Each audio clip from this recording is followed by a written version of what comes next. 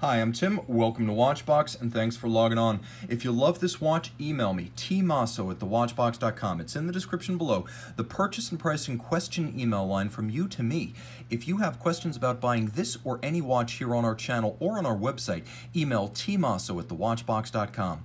Launched in 2015, this is the Omega Constellation Globemaster. While the Manhattan, or double griffin claw constellation, was popular globally from the early 1980s, it was never the pie pan constellation revival that dyed-in-the-wool Omega Connie fans longed to see. In 2015, Omega gave us our watch. 39 millimeters in stainless steel. It features a tungsten carbide coined bezel that is almost impenetrable, indelible, impossible to scratch, a dense and almost indestructible metal. It's also the material used in the proposed Rods from God kinetic satellite weapon, so you know this is tough stuff designed to resist scratches. It also looks great as a gray metal atop the silver stainless steel case. Now the watch is only 13 millimeters thick, and externally it features the C case of the 1960s Connie with the pie pan dial of the 1952 watch. From lug to lug, two different ways to measure this watch. 46.4 millimeters if you put it on a strap, that's the case.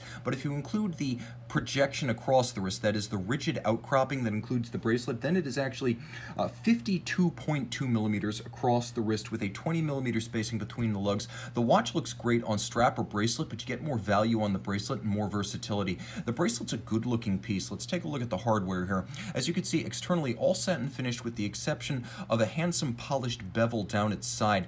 The tolerances are exceptional and no daylight shows through. It feels rugged and robust and equal for Rolex's bracelets, and you can see many individual links. It even includes a surf feet on both sides, so you will be able to fine-tune the fit by removing these many individual pieces. Twin trigger release, so this clasp cannot pop open accidentally. With high polished interior, one of the tricks of this bracelet is that there are actually scalloped hollows on the underside, not the top, but on the underside, to avoid pinching skin, pulling hair, or trapping wrist heat. Now this is an interesting case because we're used to seeing the lyre-style lugs on the Seamasters and the Speedmasters, and this is not that. It features a somewhat rounded profile with a lovely compound curve that curves downward even as it arcs end to end.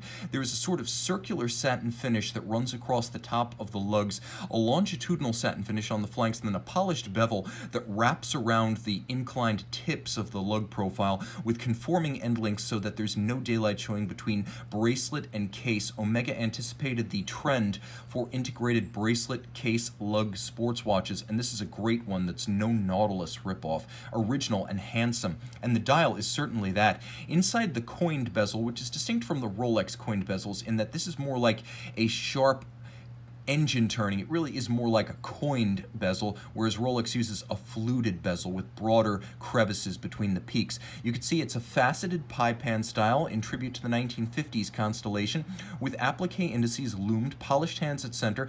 There is a sunburst that radiates out from the center. It is a metallic sunburst with the star, reminding us that the original Connie was an observatory chronometer. There's a blue disc for the date, and you can note that there is actually a step down from the dial to the date disc, so it's not a sheer cut through the dial. It has an elegance design in with a polished applique Omega logo and marquee. There's also a lovely vintage-inspired Globemaster script. Master chronometer, caliber 8900. This was one of the first to feature the Maytaz chronometers. I'm going to do my best here because it's a little bit difficult to get this camera to focus when it doesn't know what it's looking at. Let's see if we can get a little bit closer here. There we go.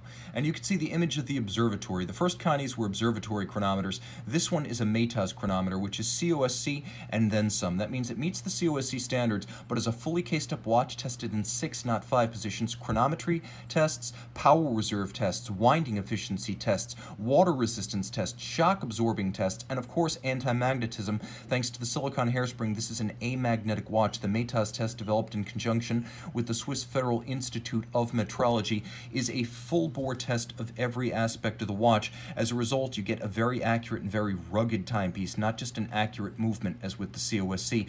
39 joules, bidirectional winding, 60-hour power reserve, twin mainspring barrels, so the watch doesn't see a drop-off in amplitude after 24 or 48 hours. Single barrel movements like the Rolex 31.35 see a big drop after 24 hours because of the single barrel, not a problem here. It features a full balance bridge and a free sprung index for shock resistance. It is a co-ax, meaning it has a remarkable direct and indirect impulse tangential contact escapement designed by George Daniels, a master watchmaker, the late George Daniels. He invented it, Omega perfected it in mass-produced watches. It is both accurate and helps to reduce maintenance requirements to the point that Omega gives these things a 5-year warranty. It beats away at 25,200 vibrations per hour. It's water resistant down to 100 meters, so this is actually a full-service, full-bracelet sports watch. And you can see how I can adjust the hour hand independently, even jump in the date forward and backwards depending on which direction I'm traveling. Of course, if I pull the crown out all the way, it's not a screw-down crown, it's a push-down, I can hack the movement and stop the seconds. A timepiece that puts it all together, and all-arounder. This is a watch you can wear full-time, in the shower, in the pool, while you're sleeping, into the restaurant, the boardroom, and the bedroom. This watch is welcome anywhere. Email tmosso at thewatchbox.com to put it on your wrist. And we're back with the Constellation Globemaster. You can see it is loomed like a sports watch.